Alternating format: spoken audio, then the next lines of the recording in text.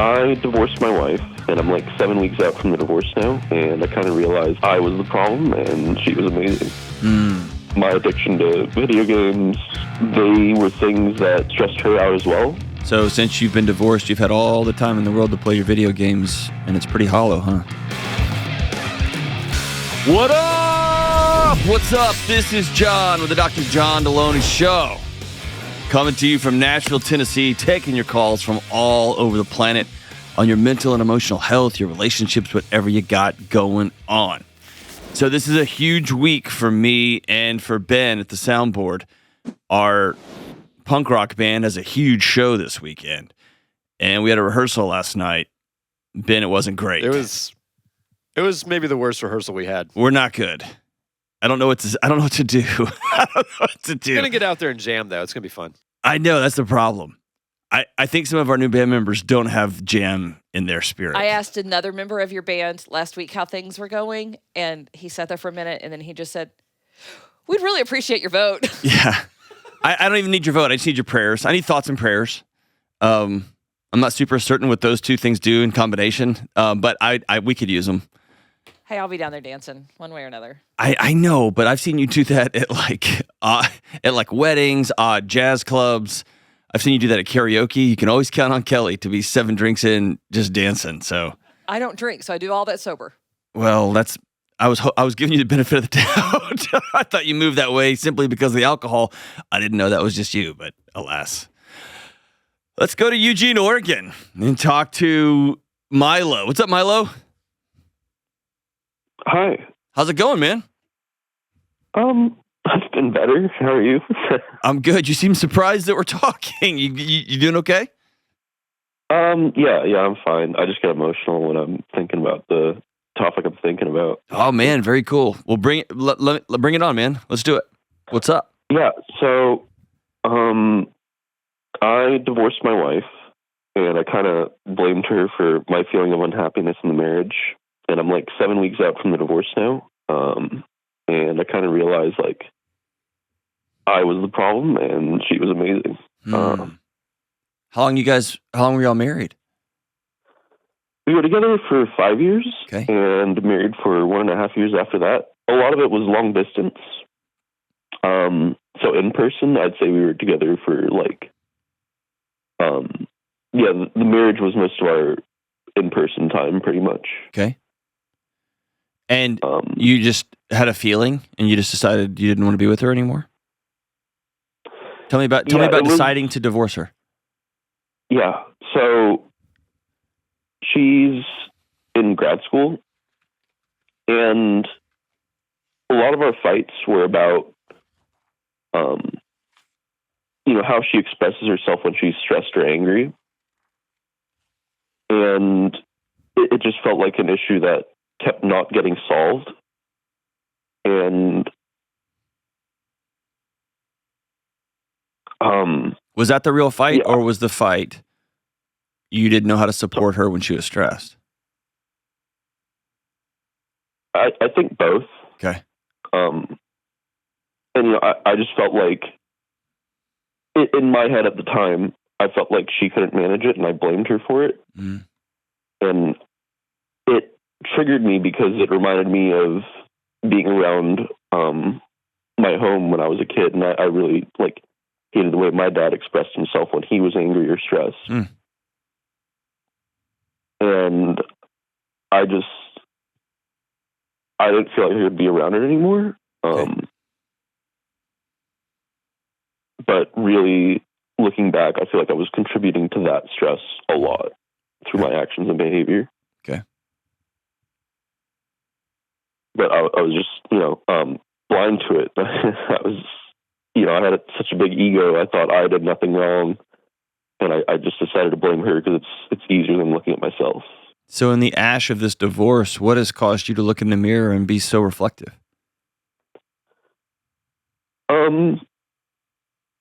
Well, on the final night before I moved out, she kind of told me that,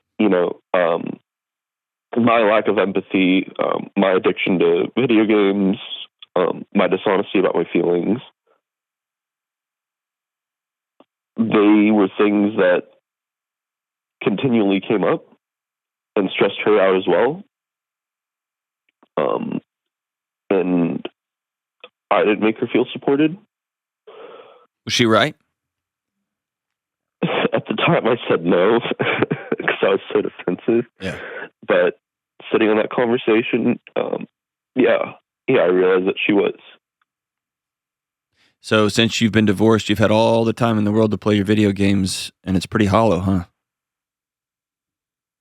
Yeah, I kind of stopped playing after like 2 weeks, and I realized I wasn't feeling any better. Yeah. What are you doing right now to take care of you?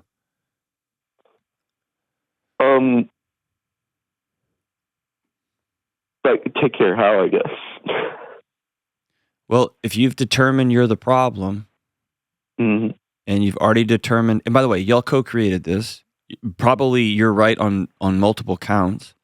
Her stress response probably reminded you of your nervous system, of how you grew up, which is in a weird way why you were attracted to her. And it's a weird way why it felt like an electric fence. And Mm-hmm. maybe you were addicted to video games, but video games are a great Xanax, right? They're a great way to numb yourself from reality. But now you're sitting in the ash, you're lonely and you're alone, and you realize, oh my gosh, I contributed to this.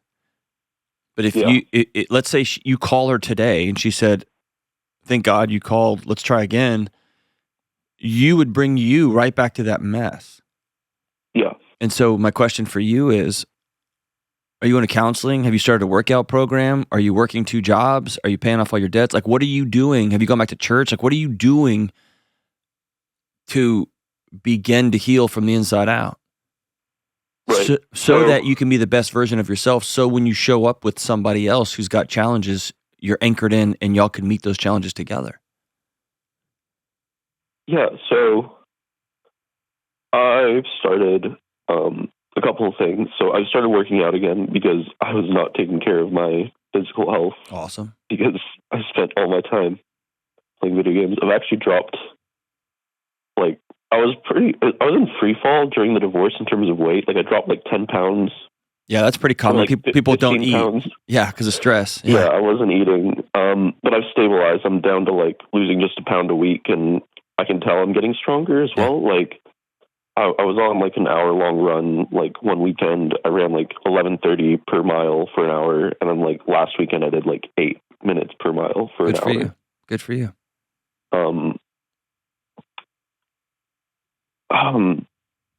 I'm like journaling, making sure like I'm kind of accountable. I actually made myself what I call my self-love list, where I have a daily physical activity that I do, and that's just like my workout schedule. Like, I either lift or I run, and then I have like a mental health thing, and I can actually, let's see if I can remember what's on the list off the top of my head. That's like, okay. You don't have to. Here's the big one. Do you have a couple of people you can sit down and be honest with?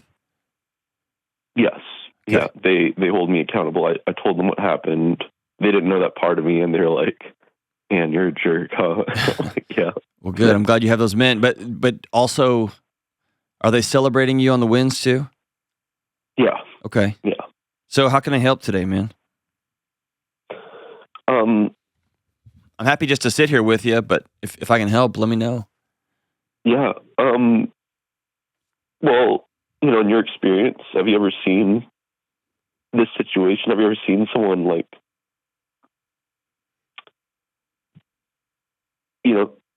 throw away their best friend basically and find a way back to them? I have. Have you called her? Have you shown up on her front door? John Cusack style with the radio playing her song? I mean, what have you done? About 2 weeks out from the divorce, I kind of like realized she was right, and I panicked, and I sent her like this big confessional letter that was, rereading it, it just read like, a guilt dump that, she didn't really deserve. And it was just like explaining away all my behavior instead of like apologizing for my actions and how they made her feel. And since then, I haven't really I've just given her space. She never responded to it.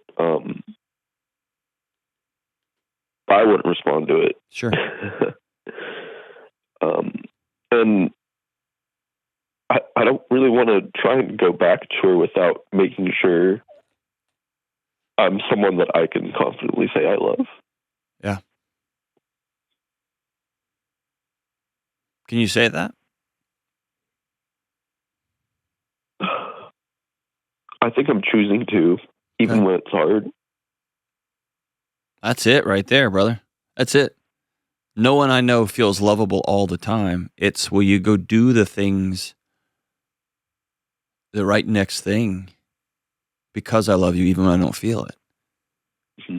That works in marriage. That works with parenting. That works with coworkers. That works with yourself. Yeah. I think I was really naive during the relationship where, I mean, it wasn't just that I didn't feel love, like you said, like I learned the same thing with video games, that they just like any addiction really numbs out your emotions, right? Yeah. And I wasn't feeling anything at the end of the marriage. Mm-hmm. And I really hate how I handled the divorce as well, because, she was suffering the whole time. Like I moved out in like 2 weeks. We didn't have to stay separated for like a year or anything. We just got the divorce within the week, and then she just saw me the whole time online playing with my friends and laughing and having a good time. Yeah. And I packed all my stuff like really quickly, and So let's do this, brother. Yeah. Right now, the only word that's coming to mind, and it's ugly, it's a rude word, okay? But you're just wallowing. Mm-hmm. And so the question I have for you right this second is, what are you going to do now? Because here's the deal. You're doing the things on a minute-by-minute, day-by-day basis to honor yourself, to love yourself. Yet, every morning when you open your eyes, you chain yourself to 2 cinder blocks and you drag them around on your runs, during your journaling time, while you're at work. Yeah. And so, what are you going to do next? I don't know. I don't know what to do.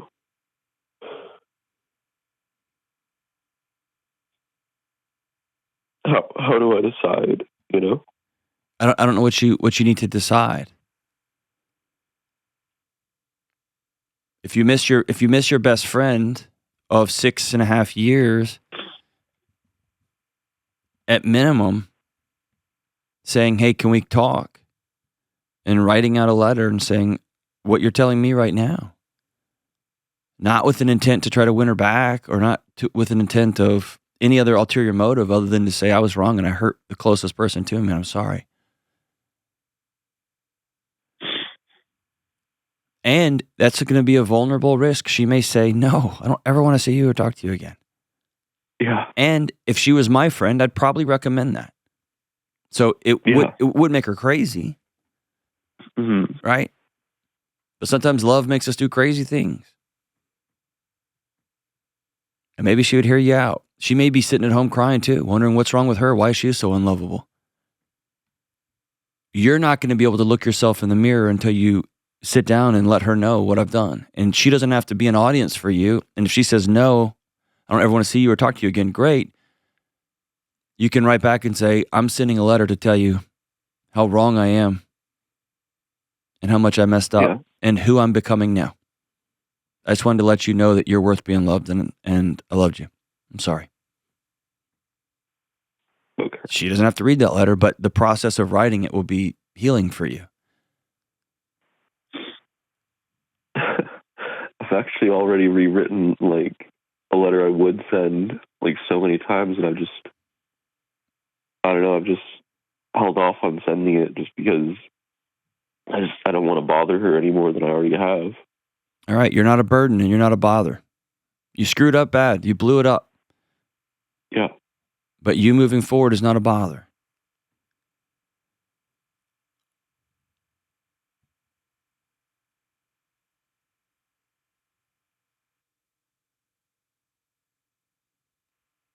Okay. Otherwise, here's the deal. Every minute you don't, at least if you reach out to her and she says, no, I never want to see you again, talk to you again, ever, I'm out. You'll at least know and you can begin healing. But don't find out because you need something from her.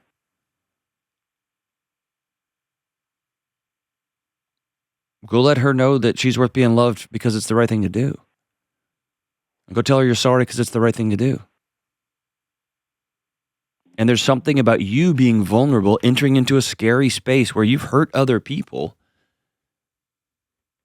You might not get the absolution. You may not get the big hug and the fairy tale ending, the Hollywood ending, but you're going to have done yet again the next right thing, which is to make amends, to say the words, I'm sorry, I failed you, I let you down, I let me down. And part of that process, if she won't talk to you or have you back, will prove to you in the future that when you're with somebody in the future and you hurt them, which 100% chance you will have practice saying the words, I'm sorry, I messed up.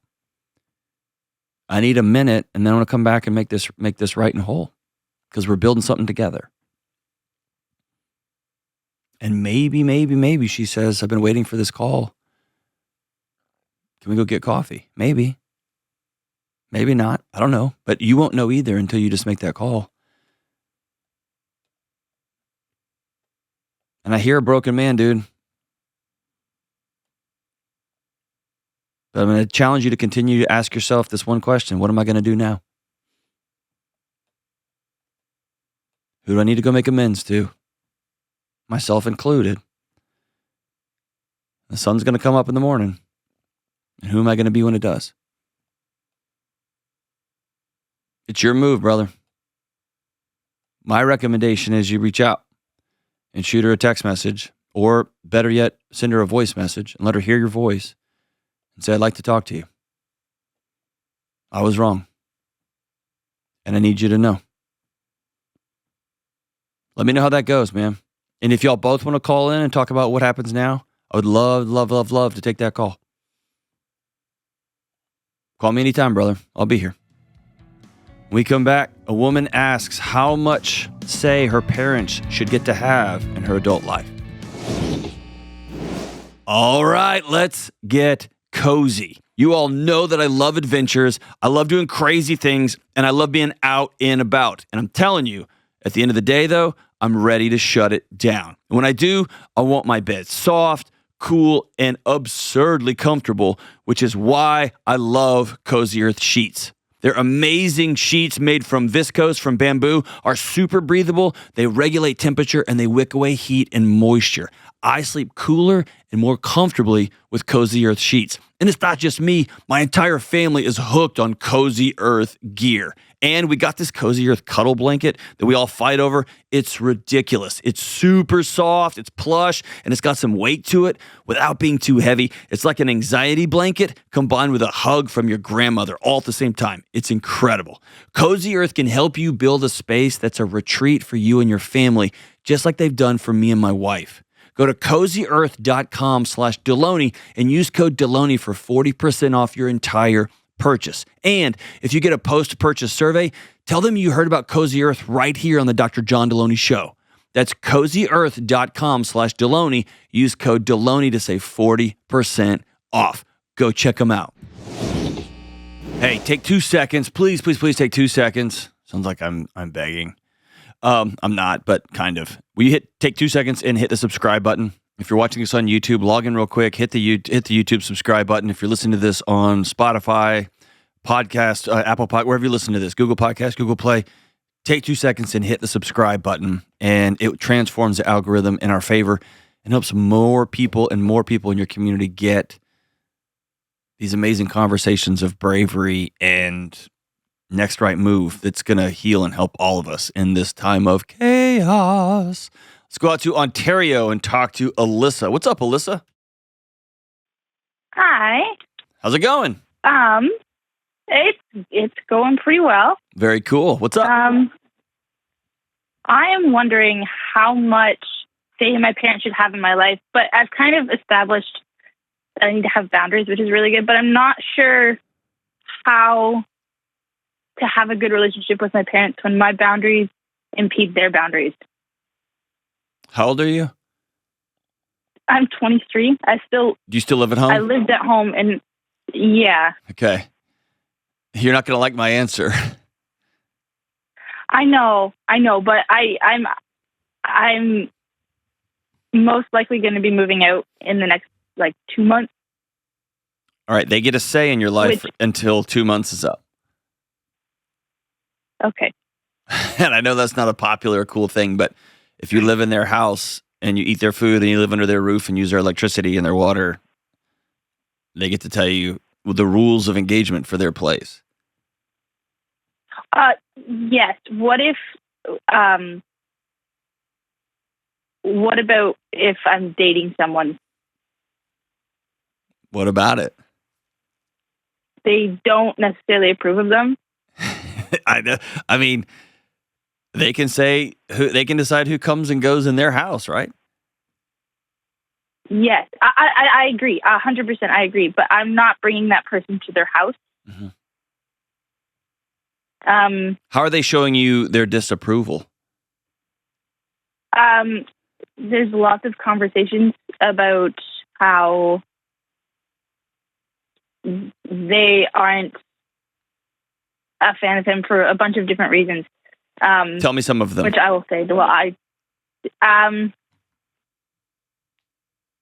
or let me say it this way: have you listened to my show for a while?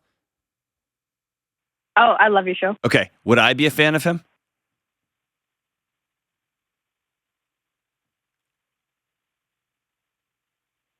I don't know, actually. Okay. I hope so. That was a long pause. Okay. All right. Tell me some of the things. It was. I overthink. Tell me some of the reasons why your parents don't want you with him. They don't think he puts enough effort in. Okay. It's long distance. Okay. Which is really hard.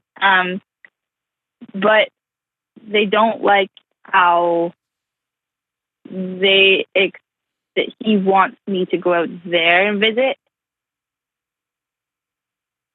They want him to only come over here, which he did the first 4 or 5 visits.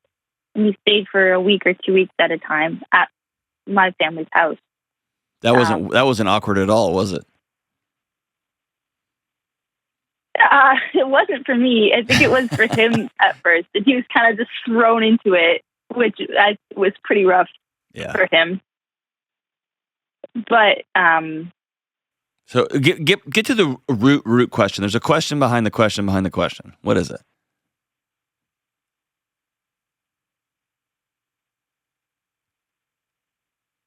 How do I have a good relationship with my parents and have a good relationship with my boyfriend, the person that I want to marry? Great question. You don't get to decide their response, and that's heartbreaking for all adult children. It's literally epidemic right now.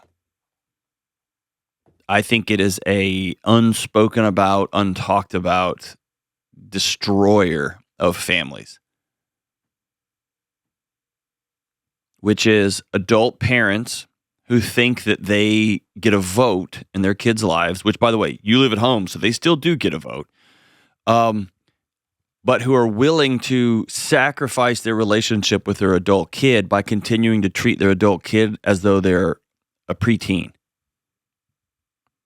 And at the same time, there's an epidemic of adult kids who want to live independent whole lives, but either A, keep going back to mom and dad to pay their gas or pay their rent or pay their phone bill or whatever, or don't want to wrestle with the adult consequences of adult actions. Meaning, you can date whoever you want. You can marry whoever you want. You can have kids with whoever you want. You can do whatever you want, but they can opt out of that relationship too. And the hard part of being an adult is knowing when are the people who are trying to love me actually trying to manipulate me, or are they trying to keep me safe?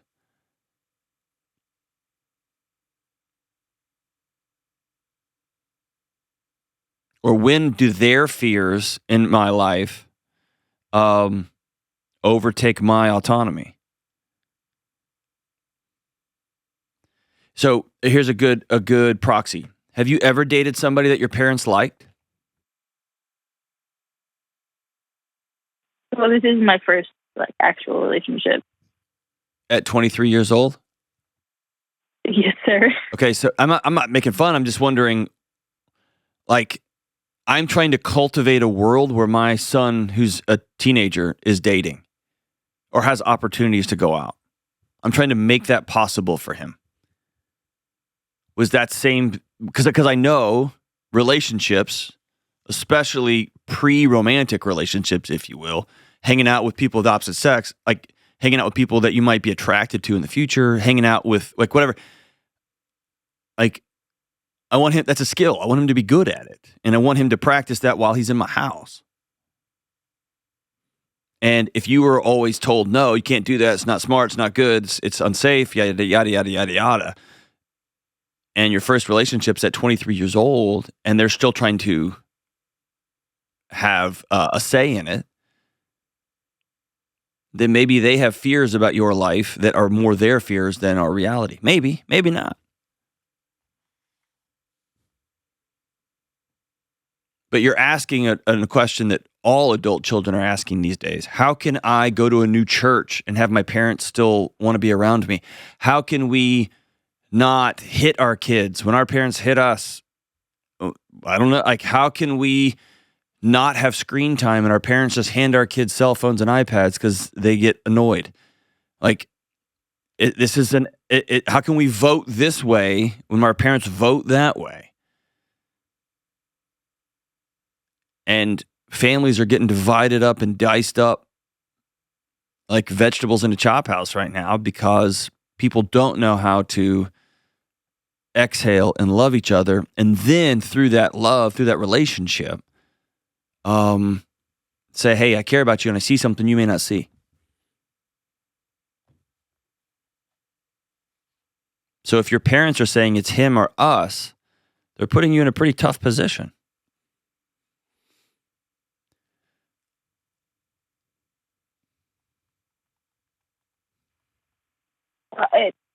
Yeah. A guiding principle for me is to choose guilt over resentment.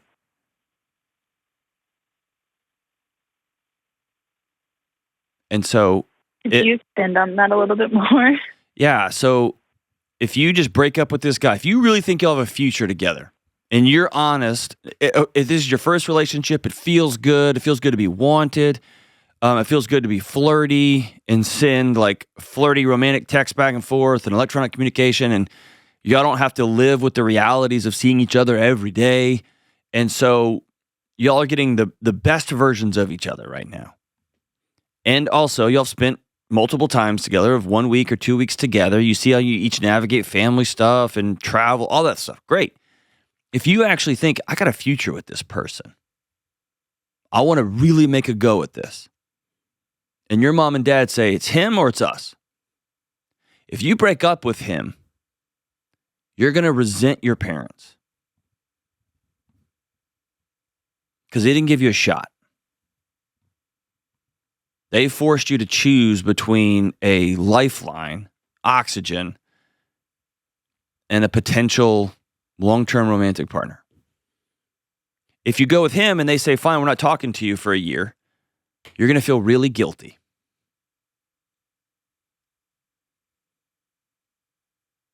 But in your estimation, if it's the next right move to pursue this relationship further, I would rather you choose guilt over resentment.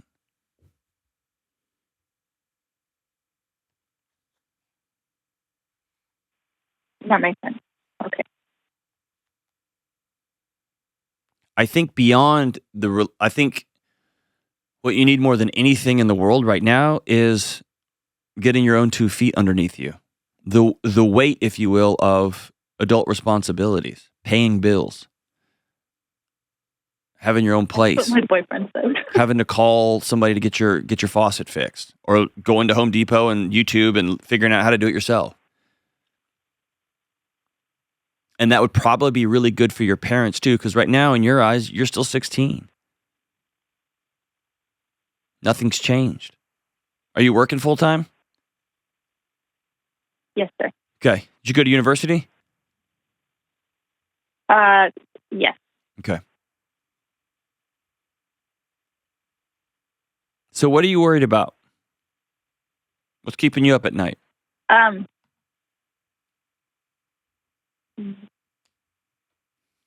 just, I don't know. I think the value I hold over my parents' life is a lot, and I'm starting to detach from that. But I also have a bunch of younger siblings that live at home, and I also don't want to lose them in the crossfire.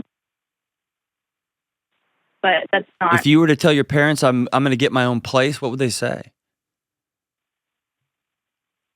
Do they not want you to have your own place? I don't think they don't want it. I think my parents are more on the side of stay home. It's cheaper. They don't ever want me to rent. You live in Ontario. You're going to have to be a bajillionaire to buy a place. I know. So let me ask you this. Are your parents safe? Do you believe in your guts they care about you and want you to have want you to have good outcomes? Yes. Okay.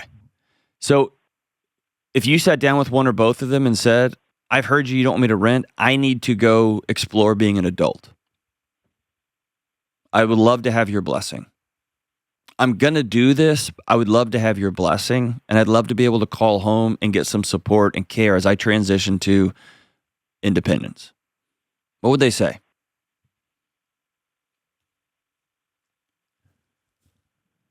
I think right now they would just blame it on my relationship, and that's why I want to move out.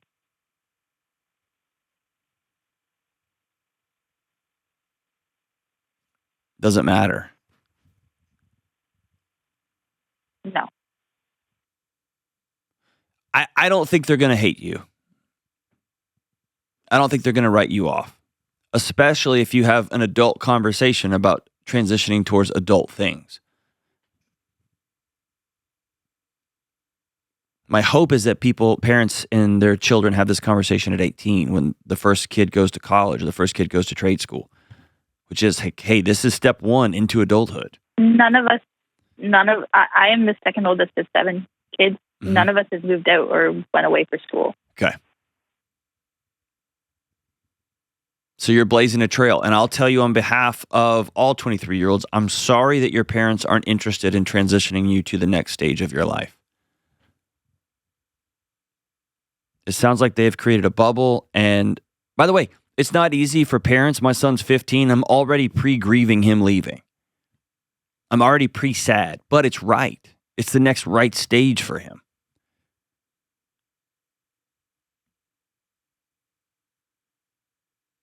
And you're going to have to decide whether you want to be uncomfortable. I mean, here's the deal. You're going to be uncomfortable. There's no question. You're going to have to decide, do I want to be uncomfortable doing what's going to be best for my 25-year-old self and 35-year-old self and 45-year-old self? Because here's the other thing. Who cares if one of the main reasons you're moving out because you're interested in somebody else that you might want to make a life with? That's normal too. I'm concerned that your parents don't have any interest in what comes next for you other than just continue to live here forever indefinitely because it's expensive. And you just save up $2.2 million while you're living here at home, and then you can, like that just, I don't know. Something about this isn't sitting right with me, and I don't for sure know what it is. It's one of two things. Either your parents are very kind, but through their kindness, they are very oppressive and overbearing. They want to control your life. Or this guy's not a good human being. He's a pretty abusive guy, and your parents don't have the courage to sit down and say, like, hey, here's what we're seeing in him. And so they're just making this esoteric arguments about, well, he should come visit you more, which means we want to be able to keep our thumb over him too. Like, you're 23 years old.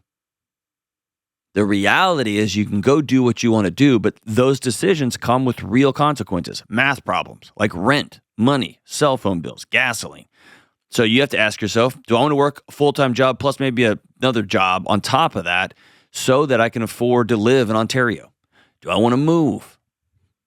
Do I want to go get an apartment on the other side of the province? Do I want to move to the States? Do I want to, I don't even know if you're allowed to do that anymore. Do I want to go make some changes in my life?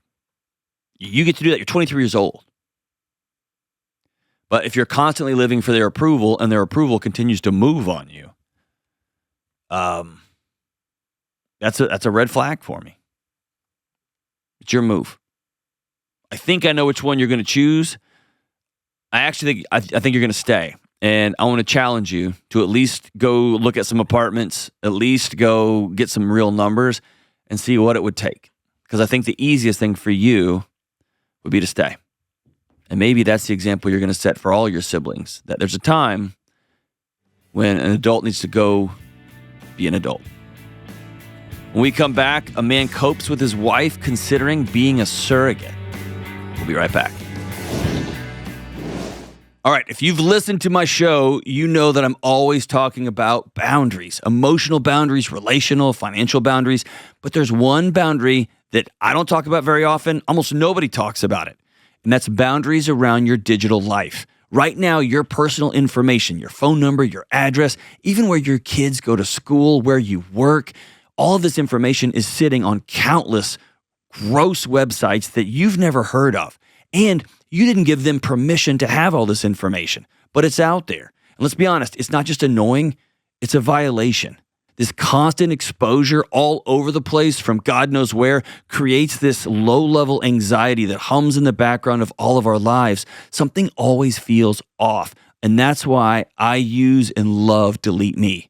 Delete Me goes after the data brokers and the people finder sites that collect and resell your information. They track down your information and they remove it, and every few months they send you a report showing you exactly what they've done for you. Taking control of your digital life is about boundaries, and boundaries are about peace. You deserve peace. Go to joindeleteme.com/Delony and use code Delony to get 20% off.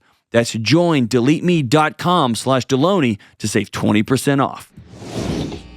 All right, let's go to Knoxville, Tennessee, and talk to Will I Am. What's up, William? Hey, Dr. John. How's it going, man? I'm Super good. pumped to be on your show. Thanks, man. Thanks for calling in, dude. What's up?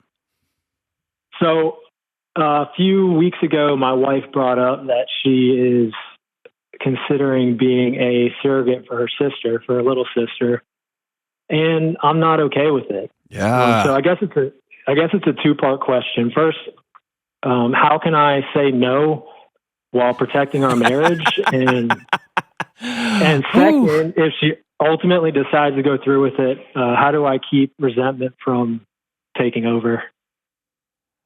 Yikes. I mean, this is one of those, you don't have a lot of say in what she does with her personal body. And at the same time, y'all should, I mean, I don't know, man. It's, so when you said I'm not cool with it, what did she say? She was pretty understanding, but I could just see in her face that there's something inside her that, she's just very close with her family. There's some background to it that, it makes sense why she would consider it. But when it comes to the context of our family and kind of our relationship, How long have y'all been married? 5 years in December. You'll have your own kids? Yes, we have a 3-year-old boy and a 1-year-old boy. Ooh, jeez. And just to give you a little context about everything, so before we got married, I was, very open about wanting to have 3 to 4 kids. Mm-hmm. And since we've had 2, obviously, things have changed. Now that we realize kind of how much of a handful everything is. And she's very adamant, we're done at 2. And I am more than content and grateful and, understanding of her, decision. And I'm, there's no resentment even remotely towards her about that. So when she brought this up to me, there was just a lot of, confusion as to why she would be willing to go through the pregnancy and do all these things for her sister when she's told me on multiple occasions that she just doesn't want to deal with it again for our family.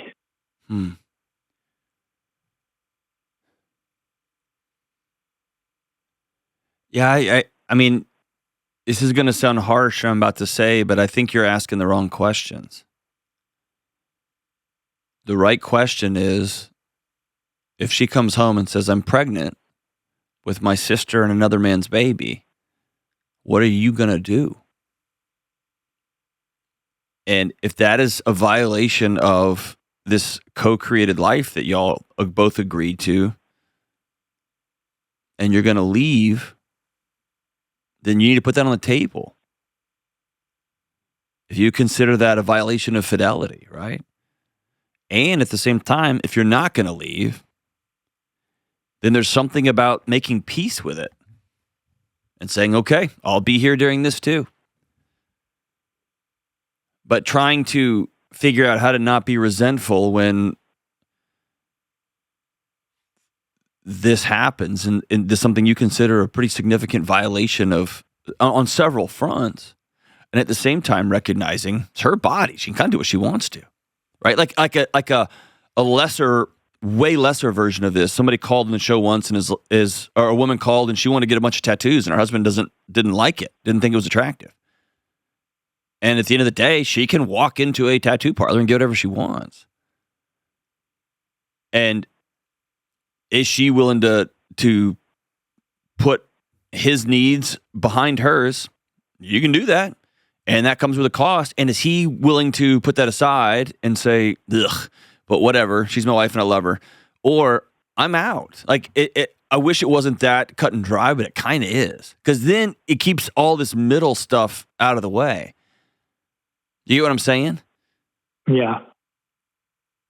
But yeah, this for multiple reasons. I mean, feel free to be entitled to however you feel.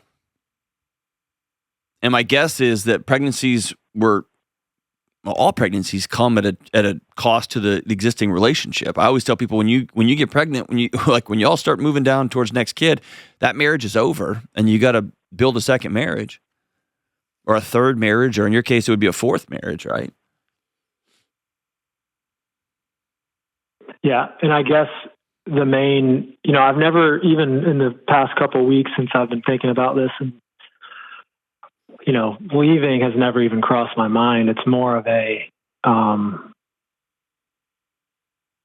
seen how she's handled the postpartum. She deals with pretty severe anxiety and all these things.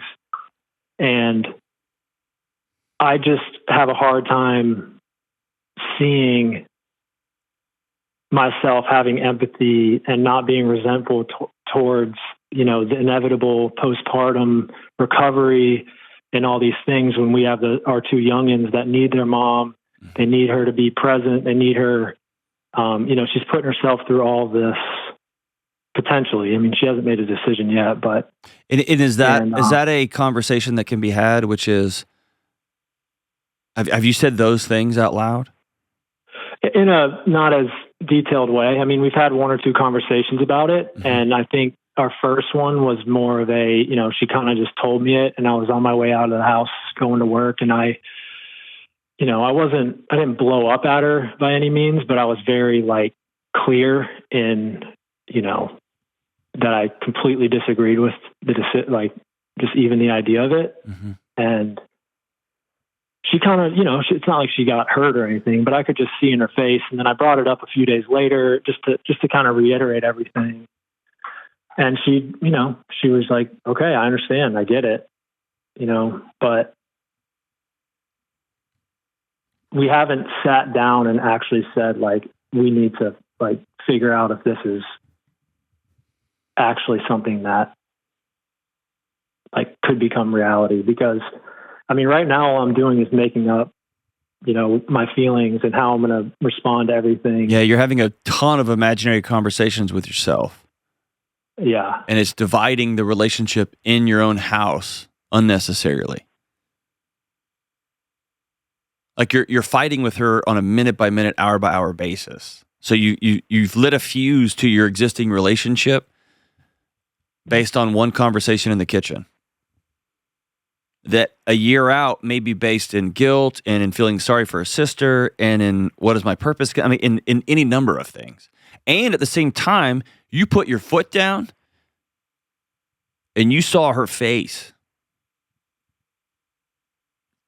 And it's kind of like guys who act all tough and hard, like, I'll hit that dude. Sometimes when you hit somebody as hard as you can, it doesn't the real world implications of that, what actually happens in real life, watching somebody crumble or their face explode or their teeth fall out or what breaking your hand, whatever. It's not the fantasy you had in your head. And you turned in walking out the door and you let her have it, man. And then you saw that you melted your wife, and that didn't feel good either, right? Yeah, it definitely didn't feel good. And I mean, that was the kind of the main reason I wanted to reach out and just get a second opinion on everything. And so my challenge to you would be that wouldn't have been the place to blow up on the way out the door. Yeah. And maybe the place to start, not maybe, I would suggest, or if I'm in your seat, I would sit down and say, hey, on the way out the door the other day, we had this conversation and I didn't handle it well. I'm sorry. Because it sounds like you're frustrated at yourself too. And by continuing to be mad at her, it justifies your feelings about yourself. Yeah, I've always kind of had pride in the fact in our relationship. I mean, we've been together for a decade plus. And I've always, I'm very opinionated about things with her, but I always just kind of say my piece. And then if she makes a decision, it's, she's a grown woman. She can kind of do whatever, like you said, she can do whatever she wants. Yeah, but dude, that's not a marriage, man. That's two people living side by side. You get what I'm saying? Yeah. Am I crazy? No. I just, I've always felt like that's kind of the best approach. I guess it's just more because I feel, I feel better when she kind of approaches things that way. I know, man, but that's ego, dude. That's like you wanting the world to bend to the way that you want things done, and that's just not why that's just not how people work. Or I'm wondering what would have happened if she had said, hey, I'm thinking about being a surrogate for my sister. She's having problems getting pregnant, and they told her that she can't carry a baby, and I'm thinking about doing this. And on the way out the door, when you feel your temperature rising, you're already late to work, you got to get out, and she drops this doorknob disclosure on you as you're walking out, to turn and say, man, that's really big. I appreciate you sharing that. Can we set up some time to talk through that?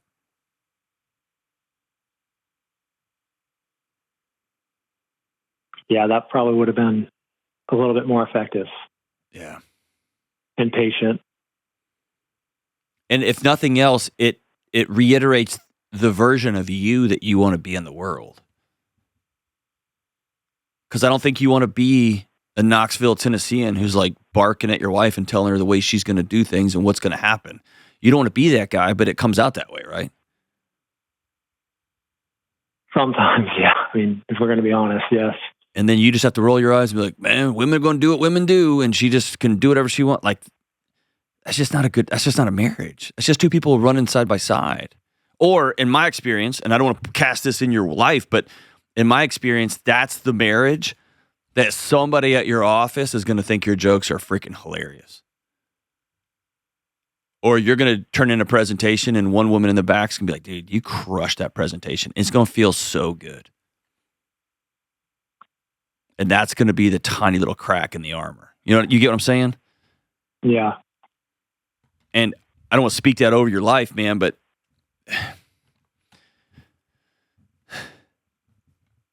this is a huge decision, and you're right to have every bit of your being in care come out. You've watched your wife suffer after 2 pregnancies. You see the chaos of your house, and in your deepest, darkest dreams, you would want a 3rd or maybe even a 4th kid, and you'd be willing to endure all that with her for the benefit of this picture you have 18 years from now of 4 knuckleheaded kids sitting around a Thanksgiving table.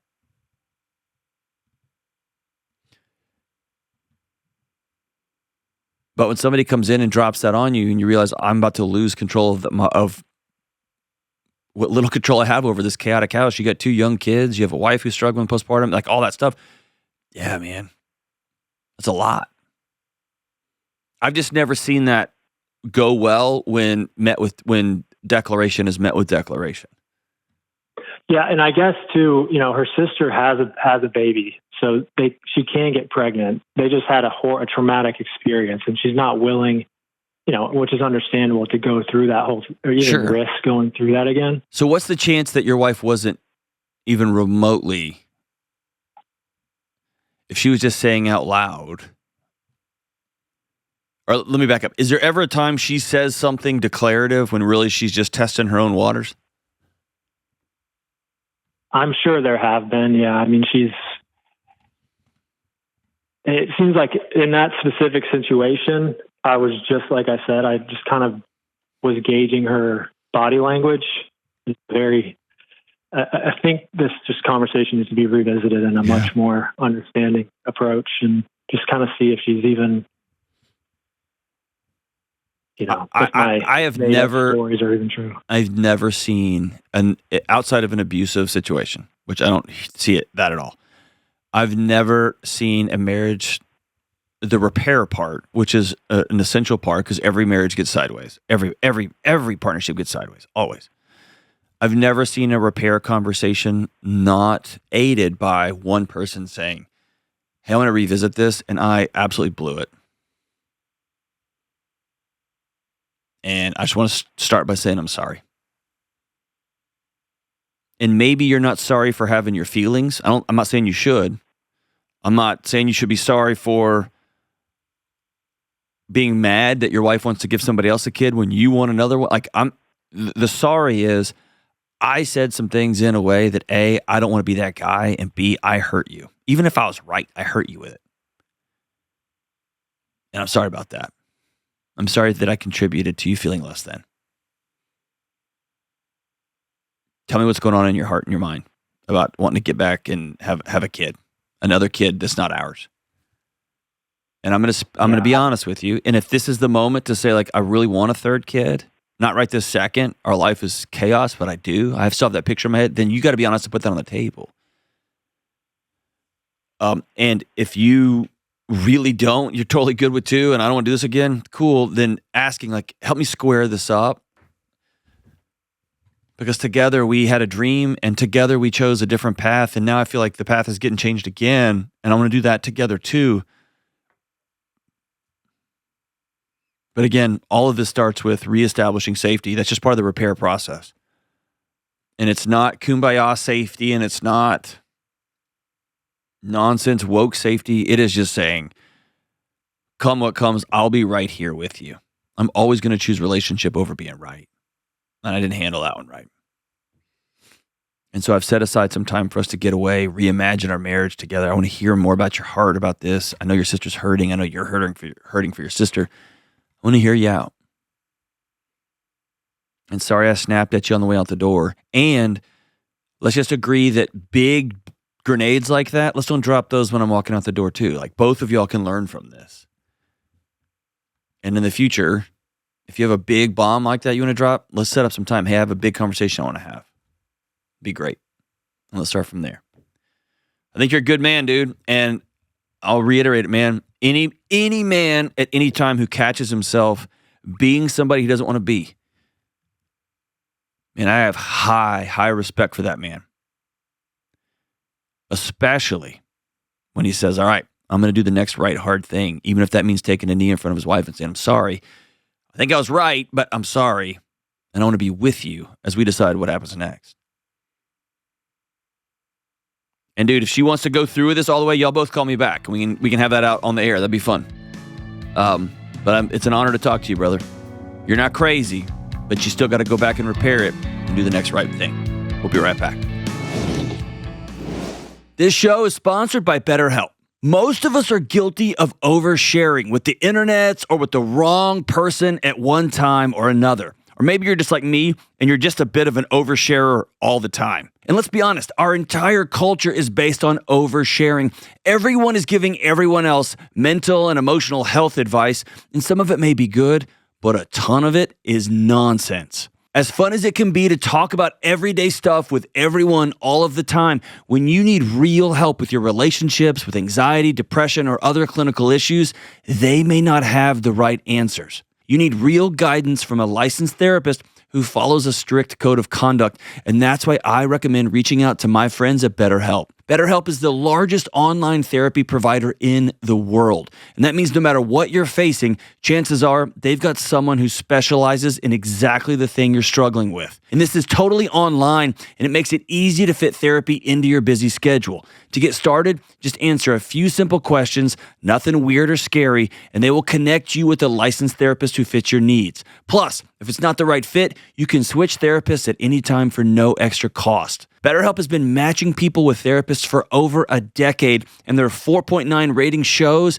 they're really good at matching clients and therapists. So, talk it out with BetterHelp. Visit BetterHelp.com/Delony to get 10% off your first month. That's BetterHelp, HELP.com/Delony.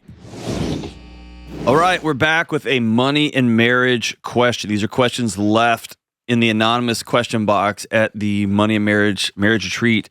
We have one coming up in November, and we have one coming up Valentine's Day weekend 26. Here's the question. During sex, if my husband loses his erection, he feels so bad and embarrassed. I tell him not to feel bad, but I know he does. How do I assure him it's okay? I mean, I don't know that you can assure him that, like, there's so many layers to that.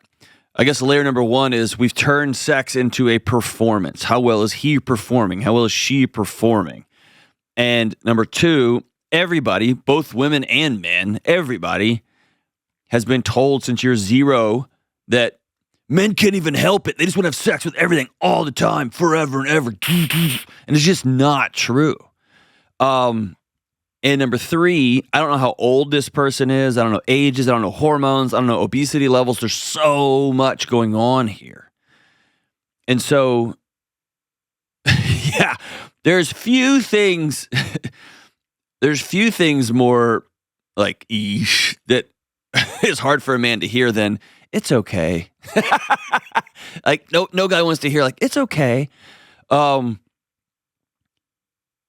also that's sometimes the best thing you can do, or already have a plan for what happens. If it's happened regularly, you need to go to the doctor. If it happens every once in a while, then having a plan for, okay, if this happens while we're having sex, we're going to pivot to fill in the blank. And then he has a choice that you can't give to him, right? No amount of patting him on the head and being like, it's okay. That's not going to make him feel better. He's going to have to choose that sometimes bodies just do what bodies are going to do. It just happens. Doesn't mean you're not attractive. Doesn't mean he's not into sex. Doesn't mean any of that stuff. It just means this just happened. And if it happens once every whatever, that happens. If it happens after he's had 2 drinks, then he needs to quit drinking. Like if it happens after fill in the blank, then he can look for that pattern of behavior. And if it happens regularly, he needs to go talk to a doctor, period. Nobody talks about this stuff happening in real life. And I promise you, guys will talk about a lot of stuff. No guy's sitting around being like, guess what, dude? Like, I keep losing my erection. Like, that just doesn't come up. This is a conversation had not in the moment. Whether it happens every once in a while, whether it happens more regularly, this is a conversation that needs to happen over a breakfast or a lunch. Like, and you, spouse, say, I'm going to have an awkward conversation. When we are sleeping together, when we're having sex, and you lose your erection, I still love you. And I still got my needs, and so this is how I want to pivot. Great. Or this is where we can have fun after that moment. Great. And then he gets to choose whether just to bury his head and oh, woe is me, or he can make his move. The second layer to that conversation is, hey, this has been happening regularly. I want you to go to the doctor. I love you, and I don't like seeing you ashamed, and I know your sexuality is a big part of your identity, our joy and fun and excitement and hilarity and like connection, and I want you to go see a doctor. I'm not going to see I'm asking you, will you go see somebody? I would feel loved if you went to see a physician to get some sense into what's going on with your biology. It could be a heart issue. It can be a weight issue. It can be a testosterone issue. It could be a psychological issue. It could be a number of things. I would feel loved if you went and saw somebody. It's going to be so weird and awkward. You want to hear about my OBGYN appointments? I didn't think so. Go see somebody. And so that's the way to handle that. But in the moment, no guy is going to feel good when it's pew and then just a pat on the head like, it's okay. It's not. It's not okay. Especially with how performance-minded sex has become in our culture. So that's my answer to that. Kelly, anything you want to add? Nope. Nope. Just nope. Man, you really wimped out on that one. Love you guys. Bye.